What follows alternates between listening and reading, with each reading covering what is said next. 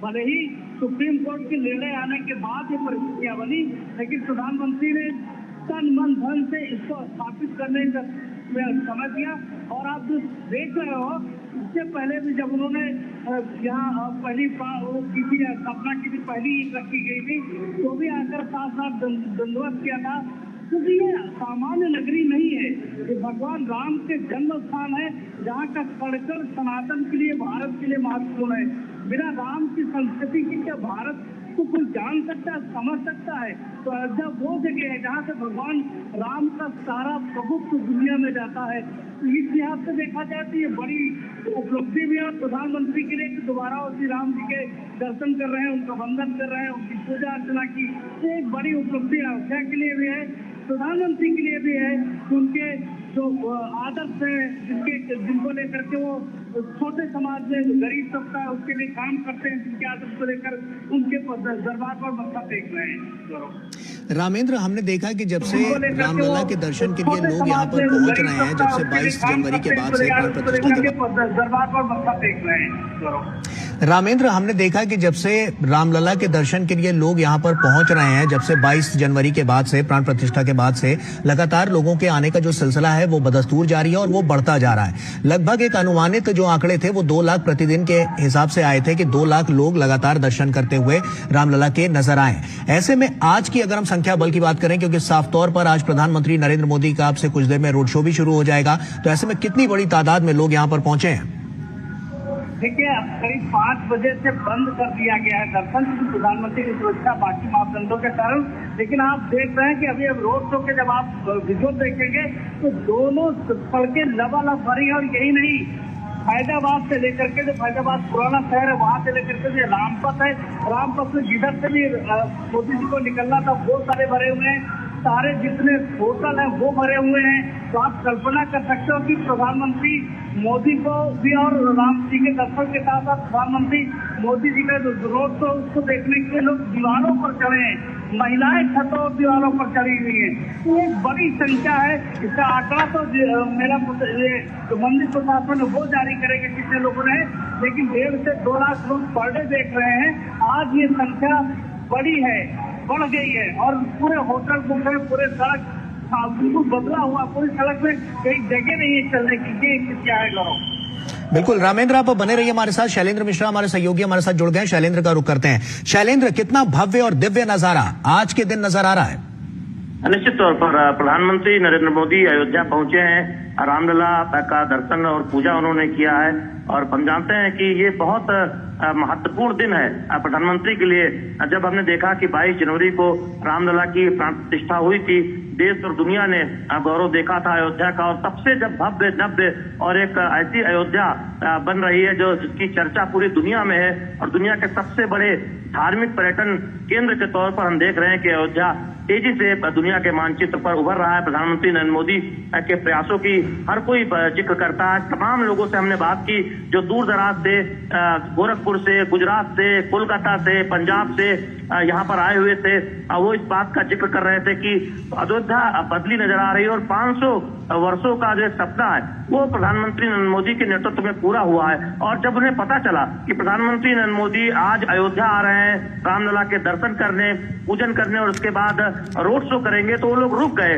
उन्हें जाना था अपने होटलों में या फिर अयोध्या से जाना था। उन्होंने कहा कि वो चाहेंगे कि नजदीक से अपने प्रिय प्रधानमंत्री को, लोकप्रिय प्रधानमंत्री को देख पाएं। और हम देख रहे हैं कि सड़कों के दोनों तरफ जो राम मंदिर का जो मुख्य द्वार है वहां से लेकर और वीणा चौक तक, लता मंगेशकर चौक तक तकरीबन 2 किलोमीटर का ये रामपथ जहां से ये रोड शो गुजर रहा है, उसमें सड़कों के दोनों तरफ जनता खड़ी हुई है अभिवादन करने के लिए, प्रधानमंत्री नरेंद्र मोदी को नजदीकी से देखने के लिए। और पूरी अयोध्या एक तरह से कहें उत्साहित और रोमांचित नजर आ रही है। हमने तमाम लोगों से बात की, यहाँ पर चर्चा इसी बात की है कि प्रधानमंत्री नरेंद्र मोदी की अगुवाई में जिस तरह से अयोध्या में विकास के नए आयाम लिखे जा रहे हैं, जिस तरह से अयोध्या ये दिखा रही है कि विरासत के साथ विकास प्रधानमंत्री जो कहते हैं उस पर किस तरह से आगे बढ़ा जा रहा है, अयोध्या उसके एक उदाहरण के तौर पर सामने आती है। तो निश्चित तौर पर आज एक उत्साह का माहौल हम सड़कों पर देख रहे हैं। खासतौर पर जो राम मंदिर का मुख्य द्वार है सुग्रीव किला, जहां से हम देखते हैं कि रोड शो शुरू होगा, वहां से रामपथ आगे बढ़ते हुए आप देखें तो तुलसी सदन है, हनुमानगढ़ी है पहले, उसके बाद तुलसी सदन है, उसके आगे आप बढ़े तो आगे विवाह चौक यानी लता मंगेशकर चौक आता है। तो ये पूरा रामपथ सड़कों के दोनों तरफ जनता खड़ी हुई है प्रधानमंत्री नरेंद्र मोदी का अभिवादन करने के लिए। और खास बात यह है कि इसमें महिलाओं की बड़ी संख्या है। हम देख रहे हैं कि प्रधानमंत्री नरेंद्र मोदी के रोड शो के लिए तमाम महिलाएं जो अयोध्या की या फिर जो दूर दराज से यहाँ रामलला के दर्शन के लिए आई हुई है, वो सड़कों के दोनों तरफ खड़ी हुई है। तो ये नजारा है जिसमें हर वर्ग के लोग दिख रहे हैं, जो बड़े संख्या में हम युवाओं को देख रहे हैं। तो ये निश्चित तौर पर हमने तमाम लोगों से बात की, वो ये कहना चाह रहे थे कि जब उन्हें पता चला कि प्रधानमंत्री नरेंद्र मोदी अयोध्या आ रहे हैं उस दिन जिस दिन वो रामलला के दर्शन के लिए अयोध्या आने का मौका मिला है, ऐसे में वो प्रधानमंत्री नरेंद्र मोदी को नजदीक से देखना चाहते हैं। और बेहद एक उत्साह का माहौल न केवल बीजेपी के आम कार्यकर्ताओं के लिए, बीजेपी के बूथ स्तर के कार्यकर्ताओं के लिए अयोध्या के, बल्कि हम आम लोगों के लिए देख रहे हैं। अयोध्या की आम जनता ऐसा लगता है कि राम पथ पर उमड़ आई हो अपने प्रिय प्रधानमंत्री को देखने के लिए। बिल्कुल शैलेंद्र, आप बने रहिए हमारे साथ। अब हम अपने वरिष्ठ सहयोगी विनोद जी का रुख कर लेते हैं। विनोद मिश्रा जी भी हमारे साथ जुड़ चुके हैं। विनोद जी, 22 जनवरी का दिन, उसके बाद आज का दिन, एक जन सैलाब आज भी उमड़ कर नजर आ रहा है और साफ तौर पर आज का दिन बहुत बड़ा दिन हम कह सकते हैं, क्योंकि प्रधानमंत्री नरेंद्र मोदी 22 जनवरी के बाद आज यहां पर पूजा अर्चना करने के लिए पहुंचे हैं और इससे पहले उन्होंने प्राण प्रतिष्ठा की थी। ऐसे में बड़े बदलाव की तरफ हमने देखा है कि अयोध्या जाता हुआ नजर आया है, इतिहास पलट कर रख दिया है और आज का दिन कई मायनों में बेहद खास हो गया है। गौरव, मैं कहूं कि ये राममय देश में आज का जो दिन है वो मोदीमय अयोध्या है। अब 22 जनवरी को हम लोगों ने बहुत करीब से देखा था उस उत्सव को, जब देश नहीं पूरी दुनिया में रामलला विराजमान के प्राण प्रतिष्ठा के समारोह के वो सीधे साक्षात्कार किया था। वो भव्य रामलला की मूर्ति को देख के जो विह्वलता थी, आकुलता थी लोगों में, जैसे लगा कि वर्षों 500 साल का वो सपना जो है आज वो पूरा होने वाला है, कई पीढ़ियां खप गई है। तो हम जब ये बात कर रहे थे, हमारे दोनों रिपोर्टर जब अभी शैलेंद्र मिश्रा और रामेंद्र जी बात कर रहे थे, ये रोड शो और ये आयोजन जो आज बीजेपी का है वो सिर्फ अयोध्या के लिए नहीं है गौरव, जितना मैं समझता हूँ। ये न केवल यूपी के 80 सीटों के लिए।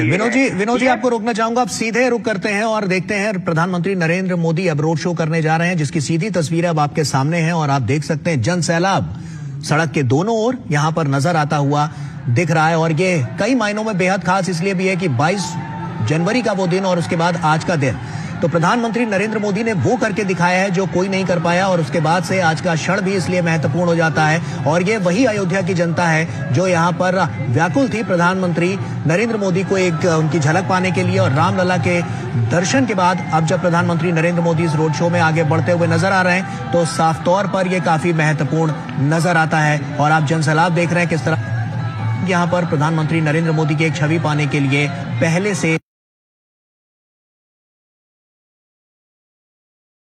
उनका सेकुलर कैरेक्टर खत्म हो जाएगा। तो कम से कम उनको आज इकबाल अंसारी को ये बात कहते हुए, जब इकबाल अंसारी कहते हैं कि रामलला के विराजमान होने के बाद जो अयोध्या बदला है, उस बदले हुए अयोध्या में मैं आज प्रधानमंत्री को स्वागत करने के लिए तैयार हूं। अगर पूरे अयोध्या में, फैजाबाद में किसी ने इसकी लड़ाई लड़ी थी तो इकबाल अंसारी के परिवार ने ये लड़ाई लड़ी थी।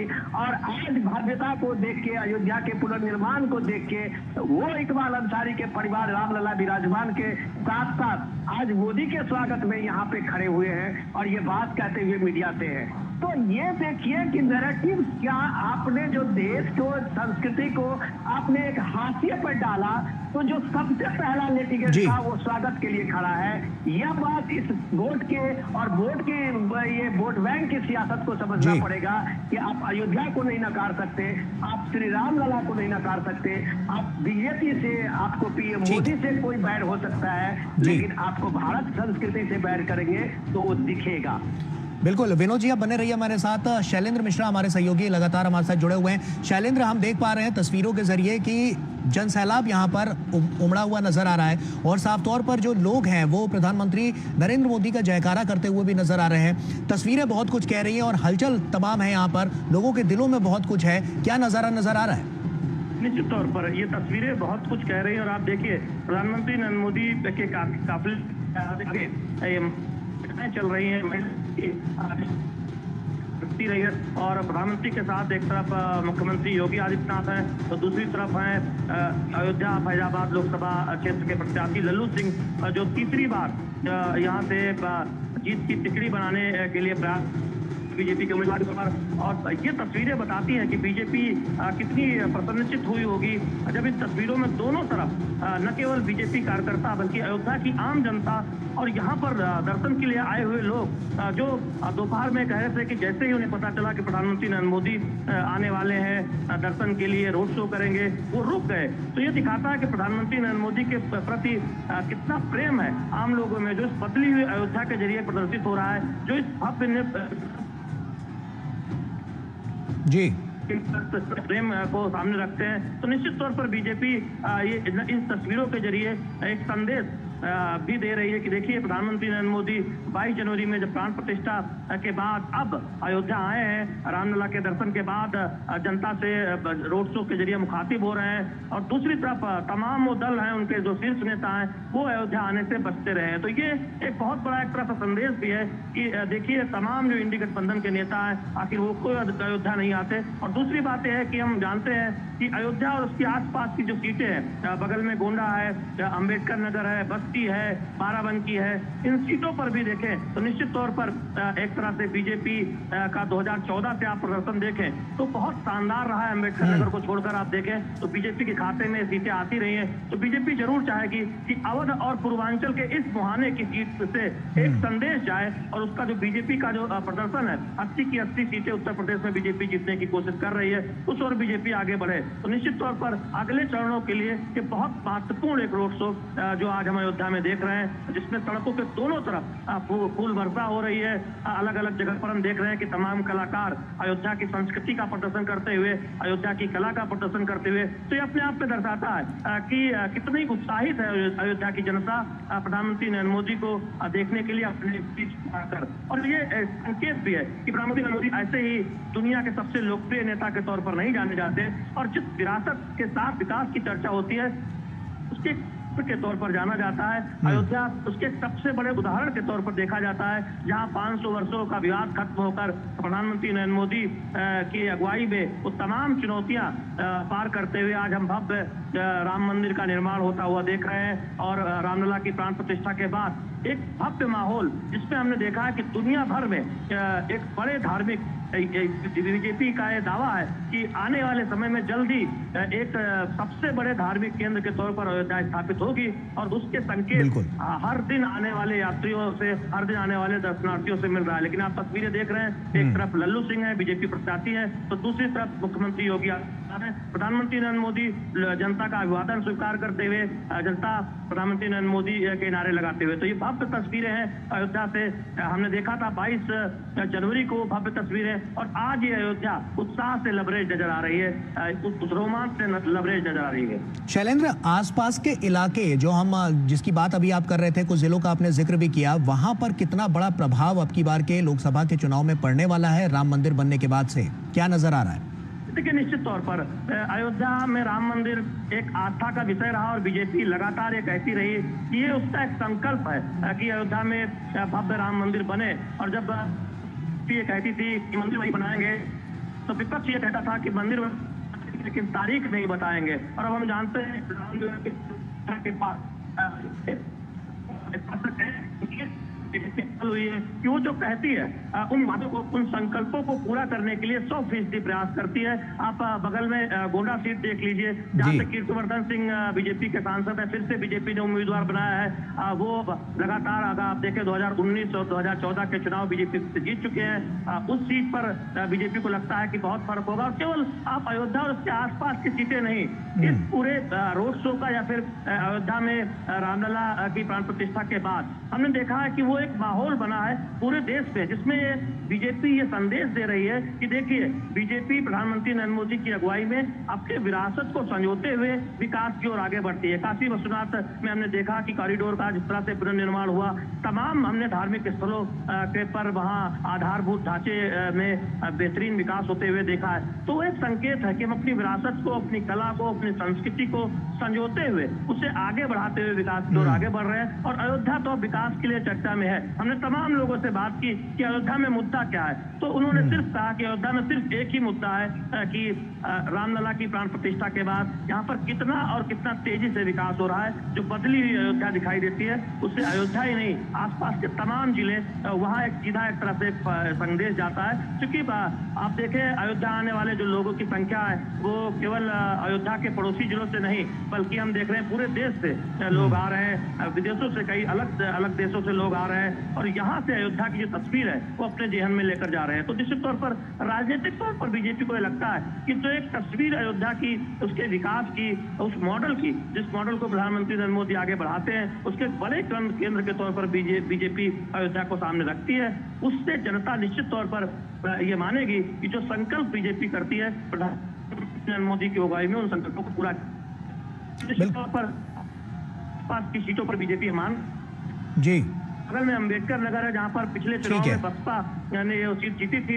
इस बार बसपा के उम्मीदवार बीजेपी में रितेश पांडे और बीजेपी ने उन्हें उम्मीदवार बनाया है। तो निश्चित तौर पर वो सीट भी बीजेपी मान रही है कि इन चुनाव में उस पर सफलता हासिल होगी। तो ऐसे में क्लीन स्वीप की तैयारी है बीजेपी की, उसके लिए वो पुरजोर कोशिश कर रही है उत्तर प्रदेश। बिल्कुल शैलेंद्र, आप बने रहिए हमारे साथ। अब विनोद मिश्रा जी भी हमारे साथ लगातार जुड़े हुए हैं। विनोद जी, साफ तौर पर हमने देखा प्रभु श्री राम जब उनका संघर्ष चल रहा था, जब वो वनवास पे थे, उन्होंने पूरे समूचे भारत का भ्रमण किया।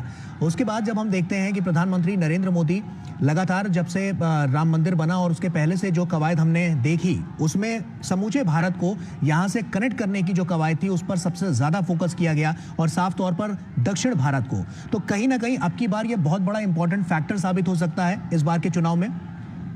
डेफिनेटली। और आपने जब इस बात को, इतना बढ़िया इस बात को आपने रखा है सामने में, तो मैं आपको याद दिला दूं, वो 1991 की बात है शायद, कि जब प्राइम मिनिस्टर मोदी उस समय में मुरली मनोहर जो बीजेपी के महासचिव थे, जनरल सेक्रेटरी हुआ करते थे, और मुरली मनोहर जोशी के साथ वो अयोध्या गए थे। और उस अयोध्या में जब रामलला विराजमान को टेंट में जाके उन्होंने दर्शन किया था, उस बारिश के उस समय में जब टेंट चारों बगल से झुक गया था और भारत के आस्था और भारत के राम उस टेंट में बैठे हुए थे, तो मोदी ने उस दिन कहा था कि मैं फिर दोबारा अयोध्या उसी दिन आऊंगा जिस दिन अयोध्या में राम मंदिर का, भव्य राम मंदिर का निर्माण होगा। और ये 22 जनवरी का वो दिन था जब दोबारा प्राइम मिनिस्टर मोदी उस समय में अयोध्या पहुंचे थे और हम लोग उसके साक्षात्कार थे उस समय के, कि उस पल को हमने देखा था। तो ये आप जब अयोध्या को कहते हैं, तो ये बात जो शैलेंद्र बता रहे थे कि इसका सीटों पर क्या इम्पैक्ट पड़ेगा, तो लोगों में इस बात की चर्चा तो आज जरूर बनी है। इस सारे इलाकों में जो बता रहे थे अभी शैलेंद्र या रामेंद्र बता रहे थे कि अम्बेडकर नगर से लेके, बस्ती से लेके और गोंडा से लेके, उन सारे इलाकों में नहीं, मैं तो आपको कह रहा हूँ उसके साथ साथ पूरे अवध रीजन में, उस रीजन में आप इतना तो लोग जरूर पूछेंगे कि अयोध्या में आपको विवादित जो आप सो कॉल्ड कहते हैं उनसे प्रॉब्लम थी, अयोध्या से क्या प्रॉब्लम थी? अयोध्या के विकास की धारा को एक तरह से वहां पे रोक दिया गया और अयोध्या तंग गलियों में एक सिमट के एक छोटा सा वो टापू यूपी में बन गया था। न कोई यहाँ कोई इंडस्ट्री थी, न कोई चहल पहल थी, वही साधु संतों का डेरा था, कुछ महंतों का आवास था जब हम लोग अयोध्या आज से 15-20 साल पहले जाते थे। और आज अयोध्या की जो भव्यता आई है, तो मैं एक फॉरेन जर्नल पढ़ रहा था, उसमें वो बता रहे थे कि भारत ने कैसे आज दुनिया को, अगर आप मक्का और वेटिकन सिटी की बात करते हैं, पूरी दुनिया में एक आस्था का केंद्र बनता है और दुनिया भर के टूरिस्ट वहां पहुंचे हैं, तो भारत के लिए वो गौरव आज अयोध्या बनी है और भारत का वो गौरव आज रामलला विराजमान के प्राण प्रतिष्ठा के बाद बना है। जहां वो ये बात कहते हैं, फॉरेन जर्नल में वो बताता था कि आज से पहले कम से कम अयोध्या में 4 ढंग के होटल नहीं मिलते थे, वहां 25 अभी 5 स्टार होटल कंस्ट्रक्शन हो रहा है, कम से कम वहां 150 ऐसे होटल के वहां पे प्लान में है। और आप उम्मीद कर सकते हैं कि 22 जनवरी से अब तक जहां 2 करोड़ यात्री पहुंचे हैं। दुनिया के कम से कम 101 देश के फॉरेन डेलीगेट्स पहुंचे हैं। खुद शैलेंद्र ने स्टोरी की थी कल ही परसों में कि पाकिस्तान से 200 तीर्थ यात्रियों का दल कल अपने प्रभु रामलला के दर्शन करने आए थे। तो ये भारत की नहीं, भारत की आप एक बात करें, पूरे दुनिया की जो प्रवासी भारतीय है, भारतीय संस्कृति को मानने वाले लोग हैं, उनकी अस्मिता, उनकी पहचान, उनका परिचय अयोध्या में हुआ है। तो आप कह सकते हैं कि प्राइम मिनिस्टर मोदी जब इधर इलेक्शन के बीच इलेक्शन में यहाँ आए हैं तो लोगों को जरूर ये लगेगा कि ये मोदी है जिसने कहा अपने संकल्पों में, ये बीजेपी है जिसने कहा कि हम मंदिर वही बनाएंगे। तो उस जगह पे न केवल मंदिर बनाया, प्राण प्रतिष्ठा भी करके दिखाया है। ये जो बीजेपी का अपना संकल्प है, यह बात कम से कम इस रोड शो में देखता है। और जब इस रोड शो में आप लोगों की भीड़ देखते हैं, लोगों की ये ललक देखते हैं, तो आपका लगता होगा कि बीजेपी की संकल्पों को लेके लोगों में एक विश्वास है, जो मोदी कहता है वो मोदी करता है। बिल्कुल विनोद जी, लोगों का भी ये मानना था कि जब राम जी आएंगे तो वो सारे कष्ट दूर कर जाएंगे, और यही कहीं ना कहीं यहाँ हो रहा है, क्योंकि अयोध्या को 22 जनवरी से पहले अगर हम देखें और उसके बाद 22 जनवरी के बाद हम देखें तो एक बड़ा परिवर्तन नजर आया है लोगों की जिंदगी में, लोगों की आय में, और साफ तौर पर अर्थव्यवस्था की दृष्टि से भी हम देखें तो उत्तर प्रदेश को बढ़ाने में आज के समय में एक बहुत बड़ा फैक्टर ये साबित होता हुआ नजर आ रहा है।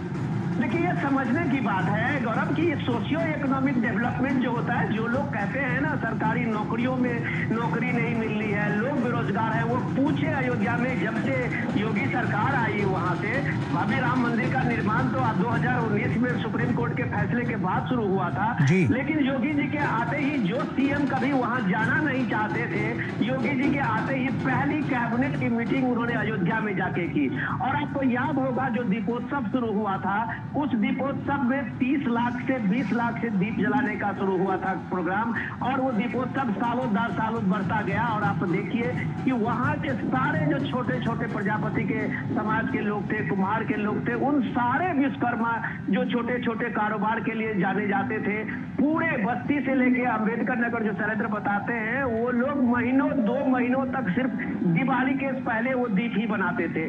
तो ये रोजगार जो है वो लोगों को मिला है वहां सोशियो इकोनॉमिक डेवलपमेंट के बाद। आज ही मैं देख रहा था, तो आप ये देखिए कि अयोध्या में कितने लाखों के फूलों के कारोबार हो गया जो रोज का है वहाँ। तो आसपास के किसानों का कारोबार देखिए, यहाँ पे जो अन्नपूर्णा भंडार है वहाँ पे लाखों लोगों के लिए रोज खाना पकता है, रोज उनके लिए सब्जियां बनती है, इतने होटल हैं जो वहाँ लोग आ रहे हैं। और ये जो इकोनॉमी में, जो सोशियो इकोनॉमिक में जो डेवलपमेंट लाया है, इसको अगर लोग वहां नकारेंगे तो यहाँ के लोग इसको कैसे विश्वास करेंगे गौरव। जो प्रति व्यक्ति जो जिसकी आमदनी वहां पे 100 रुपए नहीं होती थी, आज वहां लोग 1000 रुपए कमा रहे हैं। ये मैंने वहां आंखों से देखा है। तो ये बदले हुए हाल अयोध्या पे आज अगर प्राइम मिनिस्टर मोदी वहां हैं तो ये नजारा जब आप देखते हैं, ये लोगों की भीड़ देखते हैं, ये अभिवादन देखते हैं, तो आपको मानना पड़ेगा कि लोगों ने कहा कि यस, मोदी है तो मुमकिन है। बिल्कुल विनोद जी, आप बने रहिए हमारे साथ। शैलेंद्र मिश्रा हमारे सहयोगी लगातार हमारे साथ जुड़े हुए हैं। शैलेंद्र, हम साफ तौर पर देख रहे हैं पुष्प वर्षा यहाँ पर प्रधानमंत्री नरेंद्र मोदी के ऊपर हो रही है, और ऐसे में काफी महत्वपूर्ण ये क्षण भी हो जाता है। लोकसभा की दृष्टि से देखें और हम आम चुनाव की दृष्टि से देखें तो इसका कितना बड़ा इंपैक्ट 2024 के चुनाव में पड़ेगा, और साफ तौर पर उत्तर प्रदेश में जो कि अब की बार की कवायद है 400 पार का जो नारा लेके आगे बढ़ रहे हैं, तो अब की बार क्या लगता है, 80 में से 80 सीटें या कुछ कम? देखिए, बीजेपी एक राजनीतिक दल के तौर पर ये प्रयास कर रही है कि उत्तर प्रदेश की 80 में से 80 सीटें इस बार जीती जाए, और उसके लिए हमने देखा कि प्रमुख कई क्षेत्रीय दलों के साथ बीजेपी ने गठबंधन किया है। और अब इससे पहले मैं बताना चाहूंगा कि इस वक्त प्रधानमंत्री नरेंद्र मोदी का रोड शो रामपथ पर सुप्रीयो किला से आगे बढ़ते हुए हनुमानगढ़ी, उससे आगे बढ़ते हुए जो तुलसी सदन है, उसके बाद जो वीरा चौक है यानी लता मंगेशकर चौक, और उसकी तरफ आगे बढ़ता हुआ है। हम देख रहे हैं कि 2 किलोमीटर का पूरा ये रास्ता है रामपथ पर जिस पर रोड शो होना है, और इतना समय लग रहा है क्योंकि दोनों तरफ जनता खड़ी हुई है, अभिवादन कर रही है, प्रधानमंत्री नरेंद्र मोदी का पुष्प वर्षा से स्वागत कर रही है। निश्चित तौर पर देखिए, बीजेपी की अब एक रणनीति है। 2014 में बीजेपी ने वोट प्रतिशत के लिहाज से जो प्रतिशत हासिल किया था, उससे ज्यादा मत हासिल करने का एक लक्ष्य रखा था 2019 में। और तब सभी ने कहा था कि इतनी शानदार सफलता बीजेपी को पहले ही मिली है, तो क्या राष्ट्रीय स्तर पर बीजेपी उस आंकड़े को भी आगे बढ़ा पाएगी? फिर हमने देखा कि 282 के आंकड़े से पार होते हुए बीजेपी 300 पार के आंकड़े पर पहुंच गई और वोट प्रतिशत में भी, मत प्रतिशत में भी बीजेपी के अच्छा खासा इजाफा हुआ। उसके बाद आप देखें कि कुछ सहयोगियों ने साथ छोड़ा, लेकिन बीजेपी एक राष्ट्रीय स्तर पर बड़ा गठबंधन बनाने में कामयाब रही। उत्तर प्रदेश में, पश्चिमी उत्तर प्रदेश में आरएलडी को साथ जोड़ा, ओम प्रकाश राजभर को वापस लाए, तो अर्चना पटेल पहले से ही साथ है, संजय निषाद पहले से ही साथ है, और प्रधानमंत्री नरेंद्र मोदी की जो लोकप्रियता है वो दिनों दिन हमने देखा है कि वर्ष दर वर्ष बढ़ी है। आज दुनिया के सबसे लोकप्रिय नेता के तौर पर प्रधानमंत्री नरेंद्र मोदी जाने जाते हैं, और बीजेपी की पूरी रणनीति है कि प्रधानमंत्री नरेंद्र मोदी के चेहरे और जो कल्याणकारी योजनाएं हैं उनकी अगुवाई में, उस पर पूरे देश में चुनाव लड़ा जाए। और उत्तर प्रदेश में हमने देखा है कि मुख्यमंत्री योगी आदित्यनाथ ने जो भी काम किए हैं राज्य सरकार में, उसको भी बहुत प्रमुखता से कहा जा रहा है, खासतौर पर कानून व्यवस्था को लेकर जो उत्तर प्रदेश में एक शक्ति बरती गई है और प्रदेश में एक निवेश का माहौल बना है। अभी हाल ही में एक आंकड़ा है जिसमें जीएसटी राजस्व में हमने देखा है उत्तर प्रदेश ने चौथा स्थान हासिल किया है, यानी एक पायदान ऊपर आ गई है। तो तमाम संकेतक ये बताते हैं कि उत्तर प्रदेश की अर्थव्यवस्था तेजी से आगे बढ़ रही है, यहाँ पर तेजी से निवेश आ रहा है। निश्चित तौर पर उत्तर प्रदेश हवाई अड्डों के मामले में नंबर 1 है, राजमार्गों के मामले में नंबर 1 है, एक्सप्रेस वे के मामले में, तमाम मामलों में उत्तर प्रदेश नंबर 1 जी उभरा है। निश्चित तौर पर बीजेपी उसे राजनीतिक तौर पर जनता को बता रही है कि देखिए प्रधानमंत्री नरेंद्र मोदी की अगुवाई में किस तरह से पूरे देश में जनता के जीवन स्तर को बेहतर बनाने के लिए काम हुआ है, और पार्टी बीजेपी ने उसको जनता के बीच ले जाने का काम किया। इसलिए बूथ तमाम वो अभियान चलाए गए हैं। बूथ में हमने देखा है कि हर बूथ पर इतना गया है कि 370 मत बढ़ाने हैं, यानी 2019 के मुकाबले 370 मत और पाने हैं। उस रणनीति पर बीजेपी आगे बढ़ रही है, और बीजेपी बार बार ये कह रही है कि उम्मीदवार नहीं, कमल का फूल देखिए, प्रधानमंत्री नरेंद्र मोदी की अगुवाई में चुनाव लड़ा जा रहा है। तो ये बहुत एक रणनीति है जिस रणनीति के साथ बीजेपी उत्तर प्रदेश में चुनाव लड़ रही है और देश में एनडीए के साथ 400 पार के नारे के साथ आगे बढ़ना चाहती है। बिल्कुल शैलेंद्र, आप बने रहिए हमारे साथ। रामेंद्र हमारे सहयोगी लगातार हमारे साथ जुड़े हुए हैं, रामेंद्र का रुख कर लेते हैं। रामेंद्र, उत्तर प्रदेश को उत्तम प्रदेश बनाने की जो कवायद थी, हम उसमें देख रहे हैं कि अब राम राज्य का जो स्थापना है वो भी और बड़ी होते हुए यहाँ पर निकलकर सामने आ रही है। तो ऐसे में साफ तौर पर हम कहें कि बदलाव की ये बयार बहुत कुछ कहती है, और अब की बार लोकसभा चुनाव में कितना असर इसमें देखने को मिलेगा? देखिए, गौरव जो क्या है, ये संस्कृति का केंद्र है, आस्था का केंद्र है, और इसको उत्तर प्रदेश में समेटा नहीं जा सकता। जो दुनिया के साथ जुड़ता है और देश के तो सभी हिस्सों से जुड़ता है। यहाँ दक्षिण भारत से आने वाले जो दर्शक हैं, जो यहाँ श्रोतालु हैं, बड़ी संख्या में दक्षिण भारत से आते हैं। कश्मीर से लेकर कन्याकुमारी तक, गुजरात से लेकर अरुणाचल तक के जितने लोग सनातन धर्म को, सनातन संस्कृति को मानने वाले लोग आते हैं, तो अगर उनकी आस्था का जो केंद्र है, उसका उद्भव, उसका विकास होता है, तो वो सारे जुड़ते हैं। नरेंद्र मोदी को क्यों पसंद करते हैं लोग? इसलिए कि वो सनातन धर्म की आस्था और संस्कृति को, भारत की जो मूल आस्था है उसको बढ़ाने की बात कर रहे हैं। बात अभी विनोद जी कह रहे हैं कि जो इकोनॉमिक डेवलपमेंट है, आप लखनऊ से आइए, बस्ती से आइए, आप गोंडा से आइए, कितने होटल है आसपास की, करीब 50-60 किलोमीटर के रेडियस में वो पुल है, जितने ढाबे हैं वो पुल है, आप कहीं तुरंत चाय नहीं पा सकते ढाबों में, जितने कनेक्शन अयोध्या से जुड़ते हैं। तो आप जरा कल्पना करिए कि राम मंदिर से अयोध्या का कितना बड़ा डेवलपमेंट हो, उत्तर प्रदेश से कितना डेवलपमेंट हो रहा, कितने लोगों को रोजगार मिल रहा है, कितने लोग आ रहे हैं, कितना धन आ रहा है उत्तर प्रदेश में। तो ये पानी के तहत हुआ है। एक तो हमारी आस्था संस्कृति का जो केंद्र है उसका उद्भव हो, उसका विकास हो, और यहाँ के लोग जो है उनको अवसर मिले उत्तर प्रदेश में, लोग देखें कि उत्तर प्रदेश कैसा है। उत्तर प्रदेश में जब दुनिया का पर्यटक आता है, राम मंदिर दर्शन करने आता है, तो देखता है कि कितना उत्तर प्रदेश बदला, जिसकी बात आप कर रहे थे। और बदलाव का ही नतीजा है कि दुनिया का निवेश उत्तर प्रदेश में आकर्षित हो रहा है। दुनिया के बड़े निवेशक उत्तर प्रदेश आ रहे हैं, रोड इंफ्रास्ट्रक्चर हो, रेलवे इंफ्रास्ट्रक्चर हो, एयरपोर्ट कनेक्टिविटी हो, आप देखो उत्तर प्रदेश में वो अपने बीच होता जा रहा है। तो दुनिया का जो निवेशक आएगा, लोगों को रोजगार के अवसर मिलेंगे, कानून व्यवस्था बेहतर हुई, भगवान राम स्थापित हुए। इसी में कहा जा रहा है कि भगवान राम के स्थापित होने के बाद उत्तर प्रदेश में रामराज की स्थापना हुई है। महिलाएं आप देखिए वोट परसेंटेज महिलाओं को बढ़ रहा है। पश्चिम से लेकर पूर्व तक लोग महिलाएं भाजपा को इसलिए देना चाहती, कानून व्यवस्था के ऊपर बहुत अच्छा काम हुआ है, वो चाहती है कि ये सरकारें बनी रहे। तो जो बात आप कर रहे हैं कि ये बदलाव है और इस बदलाव का फायदा निश्चित रूप से भारतीय जनता पार्टी को इस चुनाव में मिलेगा और लगातार मिलता रहेगा। क्योंकि उत्तर प्रदेश की कल्पना न उत्तर प्रदेश के लोगों ने की थी, न देश और दुनिया के लोगों ने की थी उत्तर प्रदेश की तरह बदलेगा। इसमें प्रधानमंत्री का सहयोग है, प्रधानमंत्री के सहयोग के बिना ये ना राम मंदिर स्थापित हो सकता है, ना उत्तर प्रदेश में बदलाव देखा जा सकता है। तो दोनों चीजों के वे प्रधानमंत्री को जाता है और उसका फायदा जरूर भारतीय जनता पार्टी को मिलेगा। बिल्कुल रामेंद्र, आप बहुत से लोगों से मिले होंगे, तमाम वोटरों से मिले होंगे, उनके मूड को भी टटोलने की आपने कोशिश की होगी। उनको क्या लगता है कि अब की बार जो पैरामीटर है वो किस ओर इशारा कर रहा है? और साफ तौर पर अगर हम देखें रामलला के दर्शन को लेकर और उनके मंदिर को लेकर, तो उसके बाद से उनको क्या लगता है कि उनके मन में क्या कुछ नजर आ रहा है?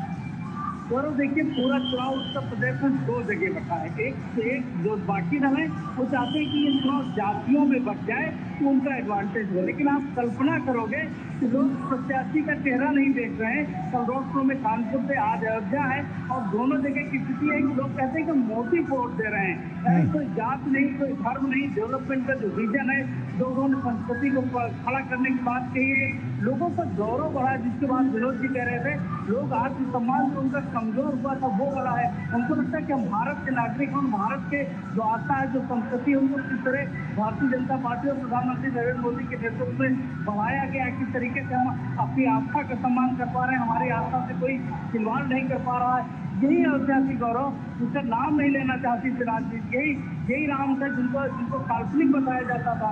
वो भी दौर हम लोगों ने देखा है। तो जो पराभव का दौर था, अब वैभव का दौर जो आया है, वो बदलाव उत्तर प्रदेश में और पूरे देश में। मैं फिर कह रहा हूँ कि अयोध्या को जो उत्तर प्रदेश में केंद्र से किया गया, अयोध्या की जो 80 सीटें उन पर तो भारतीय जनता पार्टी अपने नेटवर्क के माध्यम से देखिए, राजनीति चाहे जो कर रहा हो, संगठन का जो बूथ का संगठन है, भारतीय जनता पार्टी से अच्छा कोई नहीं। नेतृत्व तो यहाँ मोदी जी का नेतृत्व तो पूरे देश में, योगी जी के काम का और योगी जी का नेतृत्व उत्तर प्रदेश में, ये जो चेहरे हैं ना, इनको कोई नकार नहीं सकता। लोग कहते हैं कि मोदी जी क्या करेंगे, मोदी जी के ऊपर तो इस तरीके से भ्रष्टाचार तमाम आरोप लगाते हैं, तमाम विपक्ष आरोप लगाता है, वो कहाँ ले जाएंगे? वो तो हमारे लिए कर रहे हैं, भाई की तरह खड़े हैं, पिता की तरह खड़े हैं, एक संरक्षक की तरह खड़े हैं। वही आदत योगी जी जो उसको आगे लेकर बढ़ रहे हैं। तो ये दोनों नेतृत्व है, ये महसूस कराता है लोगों को कि ये जो नेतृत्व है यही देश को आगे लेकर जाएगा और कोई प्रत्याशी नहीं देख रहा।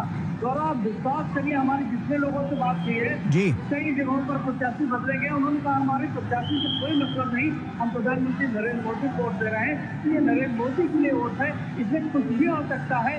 जो उन्होंने नारा दिया है वो भी संभव हो सकता है, इसमें कोई दो राय नहीं करो। बिल्कुल रामेंद्र, आप बने रहिए हमारे साथ। विनोद मिश्रा जी लगातार हमारे साथ जुड़े हुए हैं। विनोद जी का ही रुख करता हूं। विनोद जी, हमने देखा कि लगातार जो कवायद बीते 10 सालों में देखने को मिली है, लेकिन उसके बाद साफ तौर पर 2019 से लेकर 2024 का जो सफर है उसने तमाम कीर्तिमान हासिल किए हैं। चाहे हम बात समूचे पूरे भारत की कर लें और इसके अलावा सिर्फ अगर हम उत्तर प्रदेश को लेकर चलें तो यहाँ भी हमने देखा है कि तमाम ऐसी योजनाएं, ऐसी परियोजनाएं चलाई गई जिससे लोगों को लाभ मिला और सबसे बड़ा फैक्टर तो ये राम मंदिर ही साबित हुआ। गौरव, आज हम लोग अगर ये दिव्य और भव्य, ये अलौकिक अयोध्या का ही आज हम लोग को चर्चा करें तो हम लोग, मैं समझता हूँ कि लोगों को भी आज ललक अयोध्या को ही देखने के लिए होगा। जब वो लोग आज इस भव्य रोड शो का अभी अपने घरों में बैठे होंगे और इस भव्यता को एक बार फिर 22 जनवरी के बाद निहार रहे होंगे।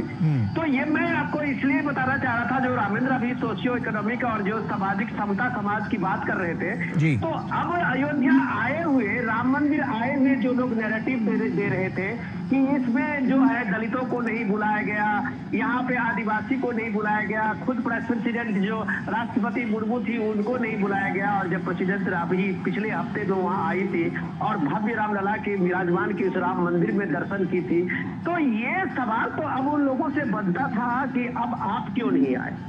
उससे भी अलग बात है कि जब आप देखते हैं कि एक बार आके वो देखे राम मंदिर की उस भव्यता को और उस भव्यता में सामाजिक सरोकार को और उस सामाजिक समावेश को जो राम के उस द्वापर के युग में था, जो राम के जो अपने दोस्त और अपने भक्त में से, वहां पे कोई न जात थी, न पात थी, न कोई ऊंचा था, न छोटा था, उसमें केवट भी था, माझी भी थी, सबरी भी थी। वो सारे समाज आपको अयोध्या के रामलला विराजमान के उस प्रांगण में मिलेंगे, जहां माता सबरी मिलेंगे, वहां निषाद राज मिलेंगे, वहां वो जो भी आप ये देखेंगे कि सुग्रीव मिलेंगे, वो सारे जो सामाजिक कल्पना को अब द्वापर में इस बात को राम एक अपनी को स्थापित किए थे राम राज्य में, वो पूरे राम राज के उस वैभव को आप अयोध्या में रामलला के उस मंदिर में आप देखेंगे। तो ये भव्यता को, ये सारे चीजों को जब आप वहां जाएंगे तो आपका वो नैरेटिव फेल हो जाएगा कि अयोध्या में अमिताभ बच्चन आए, अंबानी आए, अडानी आए, ऐश्वर्या राय नाच रही थी। तो कम से कम जब आप ऐसे नैरेटिव देते हैं इस भव्यता के को लेके, तो शायद आप पे लोग मजाक कर रहे होंगे। ये बात राहुल गांधी को समझनी चाहिए। राहुल गांधी को ये भी समझनी चाहिए कि यही अयोध्या है जहां राजीव गांधी 1985 में अपने ये पहली बार वहां से अयोध्या से अपने प्रचार अभियान की शुरुआत की थी। तो वो जो कांग्रेस थी, आज उस कांग्रेस को क्या हो गया है, जो हर बात में वो सेकुलरिज्म देखने की बात करता है, वोट बैंक देखने की बात करती है, और वो कांग्रेस आज राम मंदिर प्राण प्रतिष्ठा में आमंत्रण निमंत्रण मिलने के बाद भी उसको ठुकराती है। तो लोग पूछेंगे कि मोदी से आपका विरोध हो सकता है, बीजेपी से विरोध हो सकता है, राम से आपको बैर क्यों है, जो इस देश की परंपरा की, इस देश की संस्कृति की एक पहचान है, और वो हमारे मर्यादा पुरुषोत्तम राम है। तो ये चीजें पॉलिटिक्स में जब आप इस बात को नैरेटिव में लाएंगे तो इसको लोग रिएक्ट करेंगे, और ये रिएक्शन जो है कम से कम आपको देखना होगा कि यूपी नहीं पूरे भारत के लोगों में कई पीढ़ियां खप गई थी इस रामलला विराजमान की पुनर्स्थापना के लिए, इस राम मंदिर की पुनर्स्थापना के लिए, और लोगों ने अपने पैसे से, अपने चंदे से इस भव्य राम मंदिर का निर्माण किया है। सरकारी सहयोग सिर्फ इंफ्रास्ट्रक्चर है, जो अयोध्या धाम रेलवे स्टेशन की बात हो, या महर्षि वाल्मीकि एयरपोर्ट की बात हो, या जो इंफ्रास्ट्रक्चर आप देख रहे हैं रामपथ की बात हो, ये यूपी सरकारें और मोदी सरकारों की तरफ से हुई है। बाकी राम मंदिर का एक एक पैसा यहाँ के लोगों ने अपनी मेहनत, अपनी शारीरिक श्रम, अपनी क्षमता से दान देके इस मंदिर की भव्यता को लौटाया है। तो ये मंदिर समाज का है, ये मंदिर उस पुरुषत्व का है जो 500 साल तक अपनी कई पीढ़ियों को खो दिया था, और उसकी भव्यता लौटी है। आज उसके बीच में जब नरेंद्र मोदी है, तो उस भव्यता के स्वागत में जो लोगों की कतारें आप देख रहे हैं, हुजूम चलते हुए देख रहे हैं, तो ये एक गौरव, एक पहचान भारत की जुड़ी है, जो प्रभु राम नहीं, मर्यादा पुरुषोत्तम राम से जो उनकी संस्कृति का लगाव है, और वो संस्कृति की पहचान है, वो धरोहर उनको मिला है। तो विकास के साथ विरासत जो प्राइम मिनिस्टर मोदी का स्लोगन है, तो लोग चाहे वो बनारस काशी कॉरिडोर को देखे, प्रभु रामलला विराजमान के इस राम मंदिर के साथ साथ अयोध्या के विकास को देखे, वो उज्जैन में महाकाल कॉरिडोर को देखे, देश के अलग अलग हिस्सों में देखे, तो ये गौरव जो भारत को हासिल हुआ है, ये सांस्कृतिक पुनर्जागरण का काल हुआ रहा है, जो न कभी हुआ और न कभी होगा। और इस विभवता को, इस विराट वैभव को जो भारत ने पाया है, वो पूरे देश और दुनिया में एक भारत के प्रति लोगों का आकर्षण हुआ बढ़ा है। ये जीवंत भारत को आज जो देखने के लिए लोग आ रहे हैं, तो पाकिस्तान से भी आते हैं, या नेपाल से भी आते हैं, श्रीलंका से आते हैं, या मैक्सिको से आ रहे हैं, थाईलैंड से आते हैं, दक्षिण अफ्रीका से लोग आ रहे हैं। तो ये जीवंत भारत, राम के उस भारत, राम की पहचान मर्यादा पुरुषोत्तम की उस भारत में वो जो जीवंतता आई है, सांस्कृतिक गौरव का वो गुणगान जहाँ पे पढ़ा है, उस भारत के जीवंत भारत का साक्षात्कार यहाँ की भीड़ को, यहाँ रामलला के दर्शनार्थी को, यहाँ के आसपास लोगों के चेहरों पे आपको साफ दिख रहा है। गौरव, बिल्कुल। विनोद जी, आप बने रहिए हमारे साथ। शैलेंद्र मिश्रा हमारे सहयोगी हमारे साथ जुड़े हुए हैं। शैलेंद्र का रुख कर रहा हूँ। शैलेंद्र, साफ तौर पर एक बहुत बड़ा संघर्ष हमने देखा राम मंदिर को लेकर, और साफ तौर पर भारतीय जनता पार्टी जब से मुखर होकर लगातार इस मुद्दे को उन्होंने उठाने की कोशिश की थी, आज प्रधानमंत्री नरेंद्र मोदी की वो छवि, उनका वो चेहरा जो सबके सामने नजर आ रहा है, आज उसमें एक बड़ा सुकून नजर आ रहा है, बड़ी शांति नजर आ रही है, क्योंकि प्रधानमंत्री ने जिस संघर्ष की हम बात कर रहे हैं, उस संघर्ष में एक बड़ा कीर्तिमान हासिल किया है। गौरव, बीजेपी हमेशा ये कहती रही है कि राम मंदिर का निर्माण हो, ये पार्टी के लिए एक आस्था का विषय था, एक संकल्प था, ये राजनीति का विषय नहीं था। और जब वो सपना पूरा हुआ है, ऐसे समय में पूरा हुआ है जब प्रधानमंत्री नरेंद्र मोदी की अगुवाई में देश आगे बढ़ रहा है, और उसके बाद ये पहला चुनाव है जब ये बीजेपी कह रही है कि वो जो संकल्प करती है उसका पूरा करने का 100% प्रयास करती है। और निश्चित तौर पर जब ये आज रोड शो हम देख रहे हैं, प्रधानमंत्री नरेंद्र मोदी को नजदीक से देखने के लिए लालायित अयोध्या की या फिर यहाँ पर आई जनता को देख रहे हैं, तब ये भरोसा दिखाता है प्रधानमंत्री नरेंद्र मोदी के प्रति देश की जनता का कि एक ऐसे नेता के तौर पर प्रधानमंत्री नरेंद्र मोदी की छवि मजबूत हुई है कि वो जो कहते हैं वो करते हैं। और साथ ही साथ आस्था के साथ विकास की जो बात बीजेपी करती है उस पर किस तरह से आगे बढ़ा जा रहा है। आज देखिए दुनिया, जिसका जिक्र हमारे वरिष्ठ सहयोगी विनोद मिश्र कर रहे थे कि दुनिया देख रही है कि भारत अपनी संस्कृति को सहेजते हुए, अपने वैभव को सहेजते हुए आगे बढ़ रही है। काशी का विश्वनाथ कॉरिडोर हो, उज्जैन महाकाल कॉरिडोर हो, अयोध्या में हम देख रहे हैं रामलला की प्राण प्रतिष्ठा हुई, उसके बाद जिस तरह से अयोध्या का विकास हो रहा है, तो ये दिखाता है कि अपनी सांस्कृतिक ऐतिहासिक नगरों का बीजेपी की अगुवाई में, प्रधानमंत्री नरेंद्र मोदी की अगुवाई में किस तरह से विकास हो रहा है। और देखिए इससे धार्मिक पर्यटन के केंद्र के तौर पर हम देख रहे हैं कि अयोध्या हो, उज्जैन हो या फिर काशी हो, वो दुनिया के मानचित्र पर और मजबूती से उभर कर आ रहा है। क्योंकि आप तमाम उन देशों को देखें, उनसे तुलना करें कि वो देश, कई देश ऐसे हैं जिनकी अर्थव्यवस्था बहुत हद तक पर्यटन पर निर्भर है। यानी दुनिया भर से जो पर्यटक आते हैं, धार्मिक पर्यटक आते हैं, उससे एक बहुत बड़ा राजस्व उस देश को हासिल होता है। भारत जहाँ विविधता है, जहाँ इतनी संस्कृतियाँ हैं, जहाँ इतने गौरवशाली नगर हैं, जहाँ इतने पुरातन नगर हैं, हम उनको सहेजते हुए उनके विरासत को और मजबूत करते हुए आगे बढ़ रहे हैं। तो निश्चित तौर पर उससे एक पर्यटन में उछाल देखने को मिलता है। आप देखें अयोध्या का तो हम जिक्र करते ही हैं कि 2 लाख से ज्यादा धार्मिक पर्यटक श्रद्धालु यहाँ हर दिन आते हैं और इसका कितना प्रभाव अर्थव्यवस्था पर पड़ता है। आप देखें अयोध्या में आज इतने होटल्स बन रहे हैं, अयोध्या में आप देखें तो ट्रांसपोर्ट के बिजनेस बढ़ रहे हैं, अयोध्या में जो स्थानीय जो कलाकार हैं उनकी कमाई हो रही है, जो छोटे दुकानदार हैं उनकी कमाई हो रही है। तो इसका एक फर्क दिखता है। और अयोध्या से जो वापस लेकर लोग जाते हैं वो एक गौरवशाली इतिहास को वापस लेकर जाते हैं। देश और दुनिया में बता रहे हैं कि देखिए कि अयोध्या कितनी बदली हुई नजर आ रही है 22 जनवरी के बाद, रामलला की प्राण प्रतिष्ठा के बाद। तो ये क्रेडिट बीजेपी को मिलता है, प्रधानमंत्री नरेंद्र मोदी की अगुवाई में कई सरकारों को बीजेपी को मिलता है कि वो उन्होंने इस आस्था के साथ विकास के उस दौर को आगे बढ़ाया है जिसकी शुरुआत 2014 में प्रधानमंत्री नरेंद्र मोदी के केंद्र के सत्ता में आने की बात हुई थी। और यहाँ पर दूसरी तरफ बीजेपी ये कहती है कि देखिए ऐसे दल हैं, कांग्रेस है, उनके सहयोगी दल हैं जो सनातन को लेकर गाली देते हैं, सनातन को लेकर इस तरह की भाषा का प्रयोग करते हैं और कांग्रेस उस पर चुप्पी साध लेती है। हम देखें कि कांग्रेस के सहयोगी दल डीएमके के एक बड़े नेता के बेटे ने जिस तरह से कहा था, तो दरअसल बीजेपी ये भी बता रही है कि देखिए एक तरफ भारतीय जनता पार्टी है प्रधानमंत्री नरेंद्र मोदी की अगुवाई में जो अपने इतिहास पर गौरव करती है, अपने संस्कृति पर गौरव करती है, वहीं दूसरी तरफ ऐसे दल हैं जो सेकुलर होने के नाम पर या फिर इस तरह के कदम उठाते हैं, इस तरह के बयान देते हैं जो तुष्टीकरण की पराकाष्ठा है या जो तुष्टीकरण वाले हैं। हम इस बात की चर्चा सुनते हैं कि वायनाड से राहुल गांधी चुनाव लड़ रहे थे, वायनाड में जब तक मतदान न हो ये उनके रणनीतिकारों ने बताया था कि अयोध्या न आए। तो ये इस तरह से जो चर्चाएं होती है दिखाती है कि एक तुष्टीकरण की राजनीति हो रही है क्या।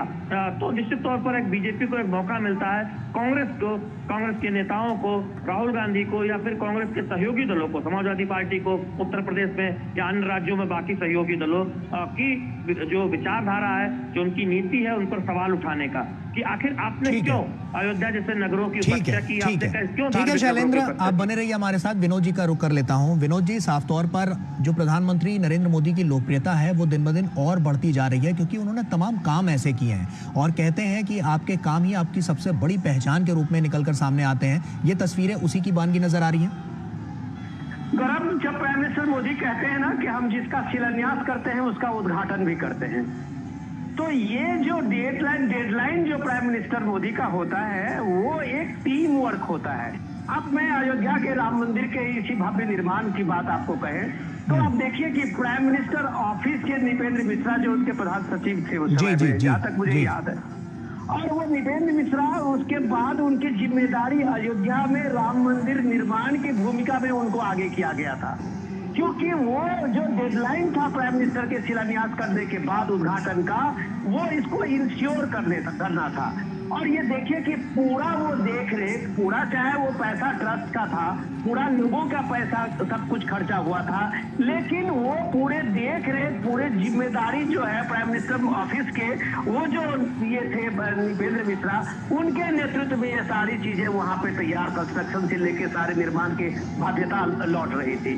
तो ये मैं कह रहा हूं कि ये प्राइम मिनिस्टर मोदी का पर्सनल कनेक्शन होता है। यहाँ देश के जितने भी आप इंफ्रास्ट्रक्चर देख रहे हैं इस तरह के, उसमें प्राइम मिनिस्टर मोदी का एक पर्सनल कनेक्शन होता है, जिस कनेक्शन से वो रोज डे बाय डे का डेवलपमेंट लेते हुए, उसकी सारी बाधाओं को दूर करते हुए इस भव्यता को लाते हैं। आपको लगता नहीं है इस भव्य राम मंदिर के सामने में कितनी मुश्किलें थी? चारों बगल के वो तंग गलियां और गलियों के आसपास वो छोटी छोटी दुकानें, वो छोटे छोटे सड़कों के बीच में बने हुए, अलग टेढ़ी मेढ़ी सड़कों के बीच में बने हुए लोगों की बस्तियां। और एक एक चीज को जब योगी आदित्यनाथ से और सेंट्रल गवर्नमेंट के वहां पे टीम ने काम किया है, तो लोगों को पुनर्वास किया गया, लोगों को मुआवजा दिया गया, और वहां से वो सारी चीजें हटाई गई और इसकी भव्यता लौटाई गई।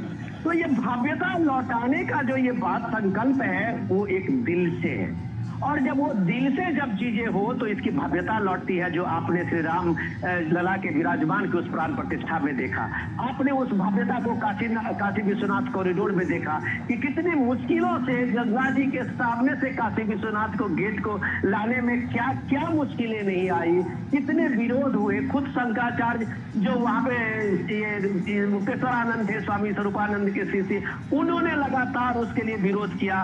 और आज जब काशी विश्वनाथ कॉरिडोर को लेकर देखते हैं तो लगता है कि सचमुच में काशी निखर गया है, सचमुच में काशी अपनी भव्यता को पा गया है। तो ये पर्सनल कनेक्शन है पीएम मोदी का, और ये पर्सनल कनेक्शन आज आपको इस भव्यता में दिखती है। आज आपको इसमें लोगों की जो आप ललक देख रहे हैं, लोगों की जो उत्सुकता देख रहे हैं, ये लगता ही नहीं है कि 2 किलोमीटर का जो ये सफर है, ये रोड शो का, वो कभी खत्म होगा। चारों बगल मुझे लगता है कि वो पूरे रामपथ पे लोगों की भीड़ जमी हुई है। इतनी तेज गर्मी में, इतने सर्द वहां पे देखिए कि जो गर्म हवाएं चल रही है, और उसके बीच में लोगों का काफिला आपको कहीं रुकती हुई नजर नहीं आ रही है। तो ये प्राइम मिनिस्टर मोदी का पर्सनल कनेक्शन है, जो ये लोगों को विश्वास है कि मोदी है तो मुमकिन है। और भव्य रामलला मंदिर का शिलान्यास हुआ, उसका उद्घाटन हुआ, और उसकी भव्यता के बाद आज करोड़ों करोड़ लोग दर्शन करने अयोध्या पहुंच रहे हैं। ये भव्यता की गारंटी सिर्फ मोदी दे सकते हैं इस दौर में। गौरव। बिल्कुल विनोद जी, पीके मिश्रा जी का आपने जिक्र किया था, मैं आपसे ये समझना चाहता हूं, क्योंकि हमने देखा एक रिकॉर्ड इसमें यहाँ पर जो लगातार चीज़ें देखी गई वो कहीं ना कहीं बहुत महत्वपूर्ण रही हैं। तो ऐसे में आपसे ये समझना चाहूँगा, इसमें कितना बड़ा हम रोल इसमें अदा करते हुए इनको देख सकते हैं, और किस तरह से उन्होंने जो इस बदलाव की बयार के साफ तौर पर साक्षी बने हैं, वो कितनी महत्वपूर्ण जिम्मेदारी थी?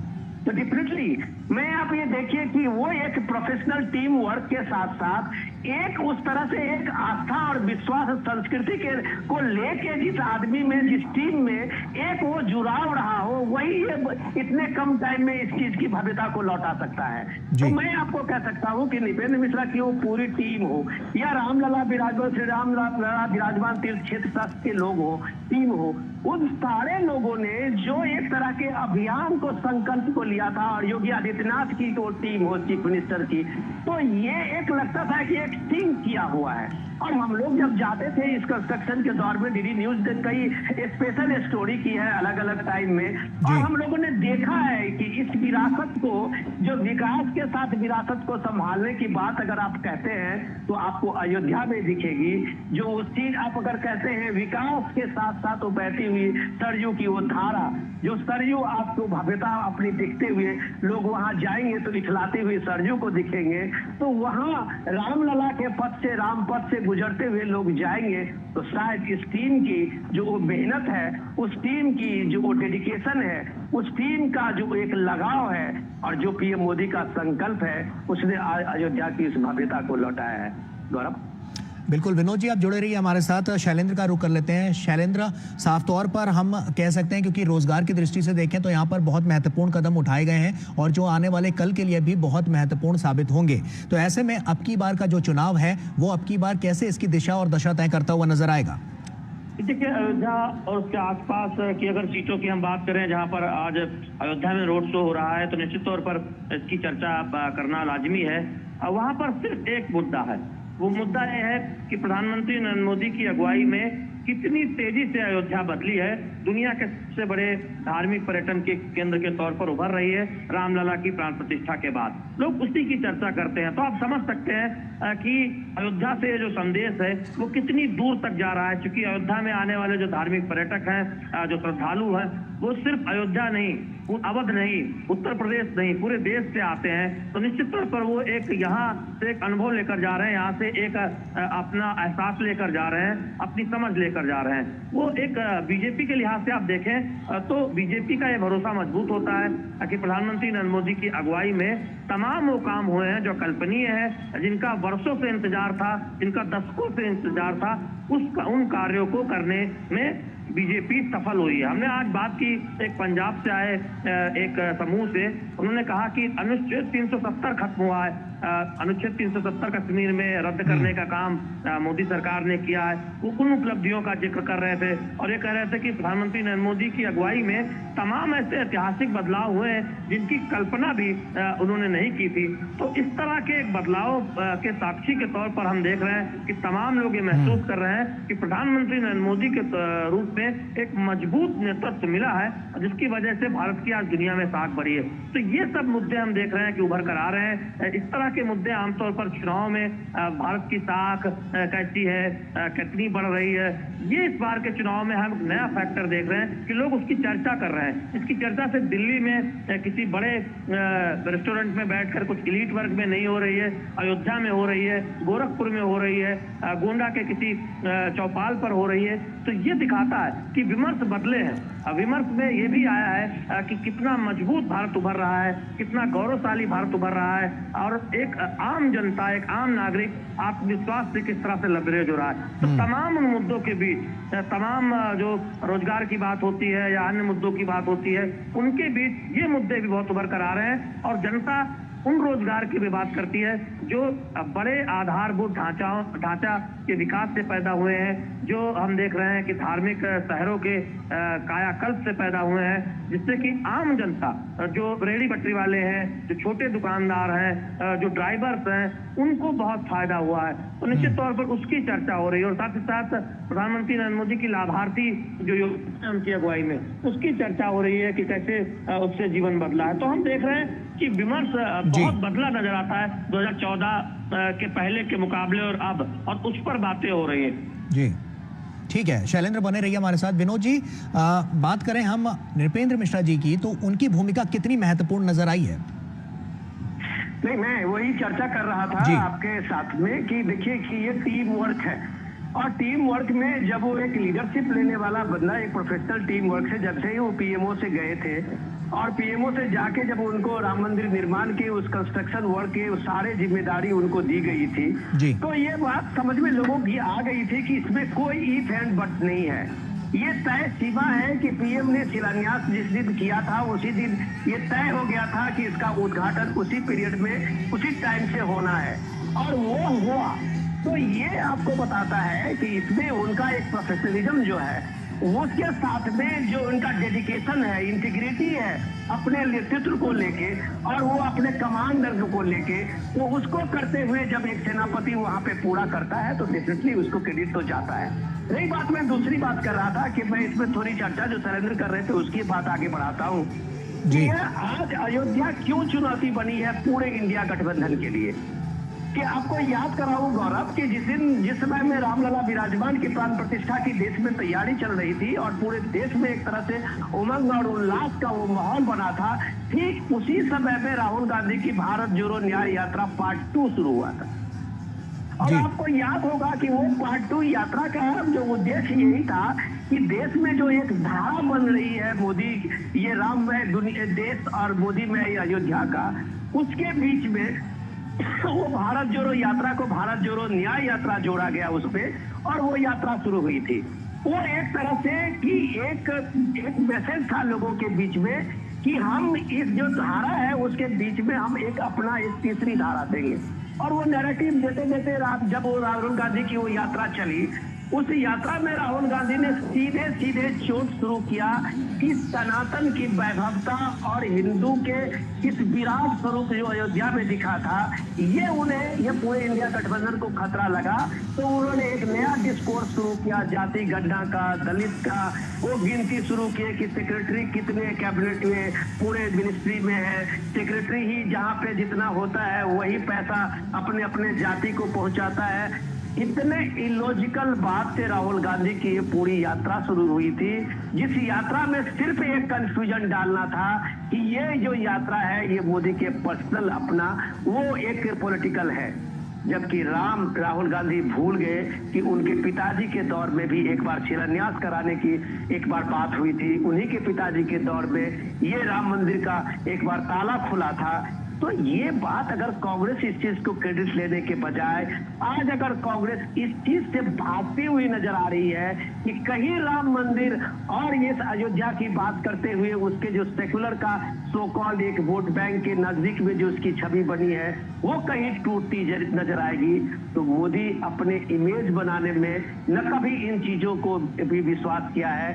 वो कहते हैं सबका साथ, सबका विश्वास, सबका प्रयास, लेकिन अपनी संस्कृति, अपने आस्था केंद्र, अपने राम और अपने कृष्ण को लेके वो कभी भी इन सारे ड्रामा को और इस नैरेटिव को बर्दाश्त नहीं करते। आज ही शैलेंद्र इस बात को जानते होंगे बेहतर, आज ही इटावा में प्राइम मिनिस्टर मोदी की रैली थी, तो उन्होंने उस समाज के बीच में यदुवंशी समाज के एक तरह से वो बताते हुए उन्होंने कहा कि ये कौन सी ऐसी विचारधारा है जो हमारे द्वारकाधीश की, जहां वो प्राइम मिनिस्टर मोदी पिछले महीने गए थे और समुद्र के नीचे में उस खतरनाक ड्राइव करते हुए वहां पहुंच के वो द्वारकाधीश श्री कृष्ण का वहां पे मूर्ति और प्राचीन काल की उस वैभवता का दर्शन किया था। ये शायद दुनिया में शायद कोई प्राइम मिनिस्टर इस तरह का जोखिम नहीं ले सकता था जो प्राइम मिनिस्टर मोदी ने अपने भारत की संस्कृति, अपनी भारत की गौरव और अपनी भारत की उस पहचान को दुनिया के सामने में लाने के लिए इस तरह का खतरनाक ड्राइव को अपने एक तरह से उन्होंने एक ओढ़ा। और आप देखिएगा राहुल गांधी अपने भाषण में कहे कि वो ये मोदी है जो पानी के अंदर में भगवान को खोजता है, तो प्राइम मिनिस्टर मोदी ने आज इटावा में लोगों के बीच में कहा जो आदमी कहते हैं कि यदुवंशी कहते हैं कि कृष्ण से हमारा सरोकार है, हम कृष्ण के हैं, तो उन्हें कम से कम शर्म होनी चाहिए जो उनके कृष्ण को, उनकी विरासत को, उनकी पहचान को एक मजाक बनाते हैं। ये कम से कम मोदी बर्दाश्त नहीं करेगा। तो ये सारे नैरेटिव के बीच में जब आप आज अयोध्या के राम पथ को देखते हुए वहां की इस भीड़ की ललक को देख रहे हैं तो आपको लगेगा ये बदला हुआ भारत है जो विकास के साथ साथ अपनी विरासत को भी संभालना जानता है। गौरव, बिल्कुल। विनोद जी आप बने रहिए हमारे साथ। रामेंद्र हमारे सहयोगी हमारे साथ लगातार जुड़े हुए हैं, रामेंद्र का रुख कर लेते हैं। रामेंद्र, जब हम देख रहे हैं कि अवध क्षेत्र की हम बात कर रहे हैं और साथ ही साथ समूचे उत्तर प्रदेश की बात कर रहे हैं, तो हम देख रहे हैं कि आय में काफी उछाल नजर आया है जब से राम मंदिर बनकर यहाँ पर तैयार हुआ है। उसके बाद से लगातार हम देख रहे हैं गतिविधियां लगातार बढ़ती जा रही हैं। ऐसे में क्या क्या इंपॉर्टेंट फैक्टर्स रहे हैं जो आपकी बार सबसे ज्यादा प्रमुख मुद्दों के तौर पर सामने आएंगे?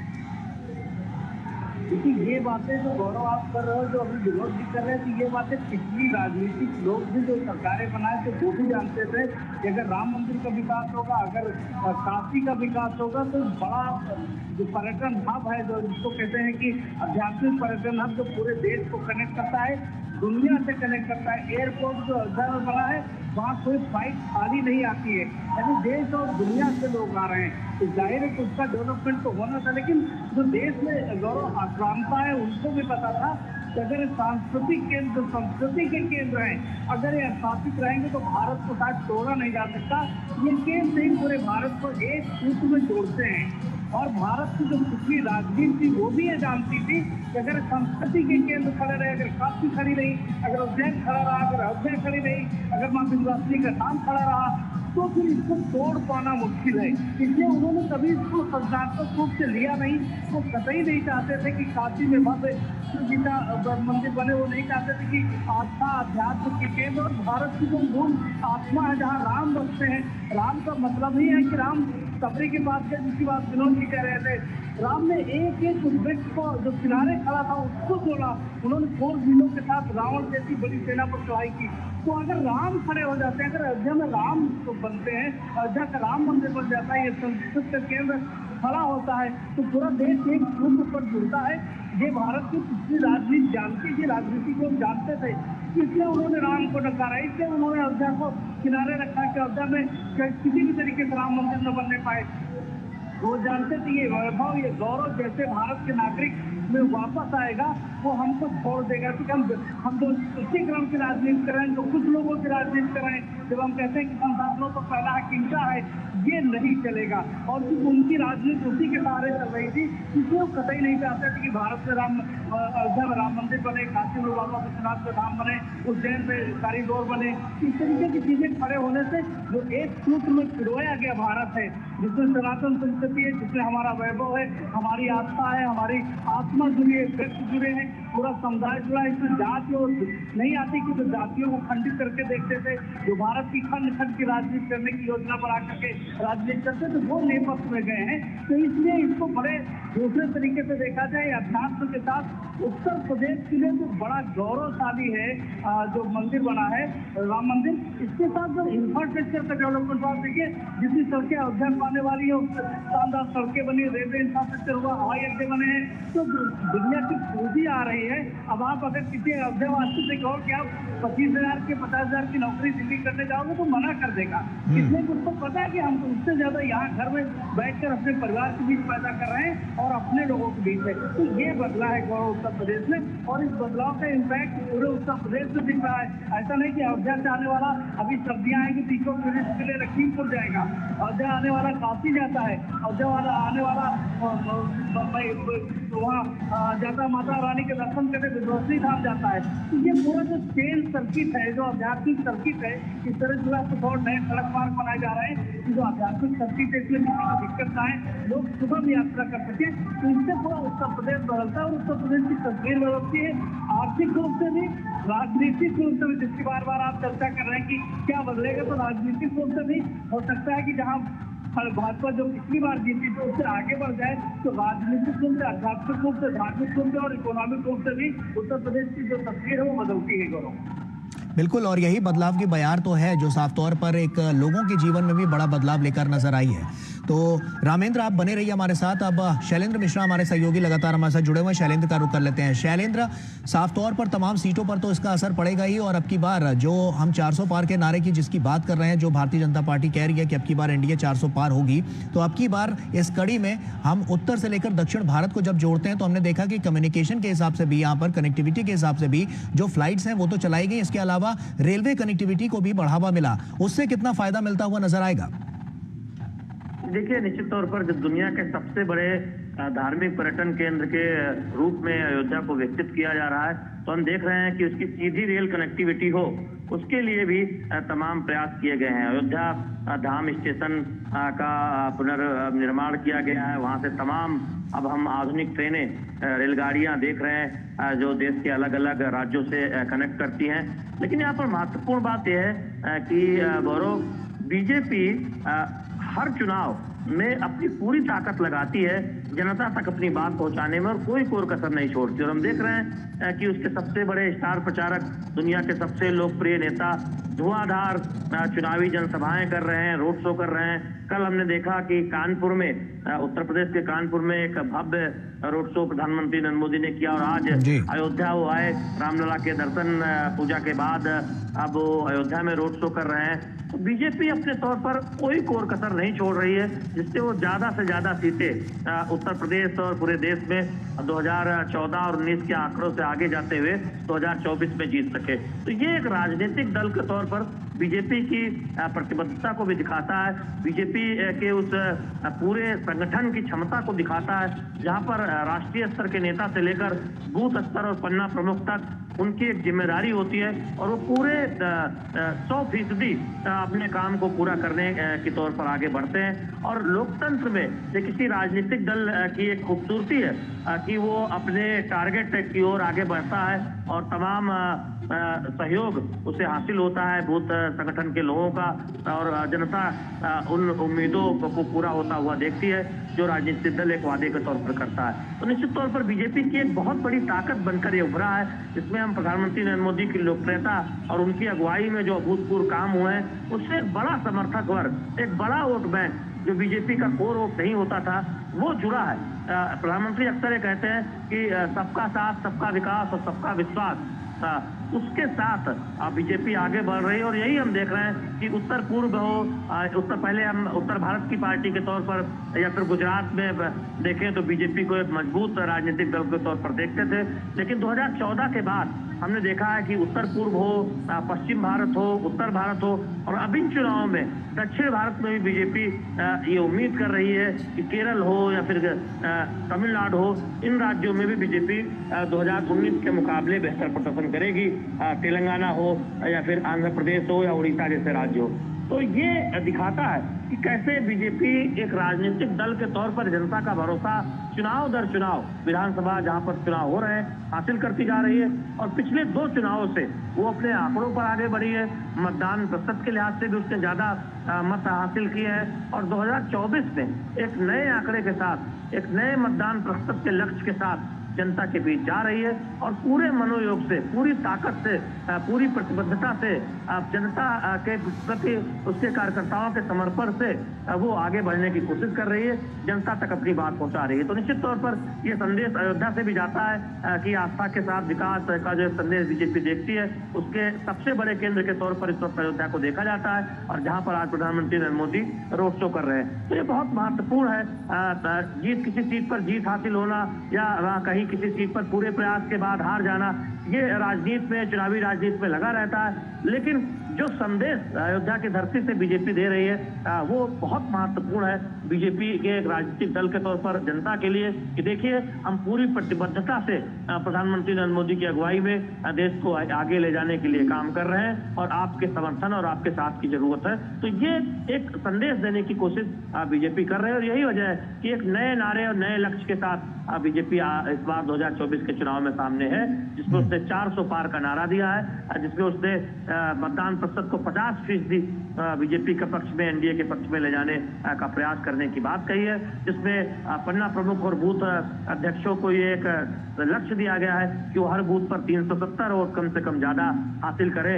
और अपने जो आदर्श है पंडित श्यामा प्रसाद मुखर्जी, जिन्होंने 317 लाने की बात कही थी और अब प्रधानमंत्री नरेंद्र मोदी की अगुवाई में वो काम हुआ है, तो उनको एक तरह से श्रद्धांजलि के तौर पर वो सीट, उतने मत हर बूथ पर ज्यादा दिए जाए। तो ये दिखाता है कि नए नए संगठन में, नए नए विचारों पर, नए नए लक्ष्यों पर, नए नए कार्यक्रमों के जरिए बीजेपी एक जीवंत राजनीतिक संगठन, सक्रिय राजनीतिक संगठन, एक शीर्ष नेतृत्व से जमीन तक पहुंचने वाले संदेश के साथ आगे बढ़ रही है और कोशिश ये कर रही है कि जनता का ज्यादा से ज्यादा समर्थन 2019 के मुकाबले और ज्यादा समर्थन हासिल हो।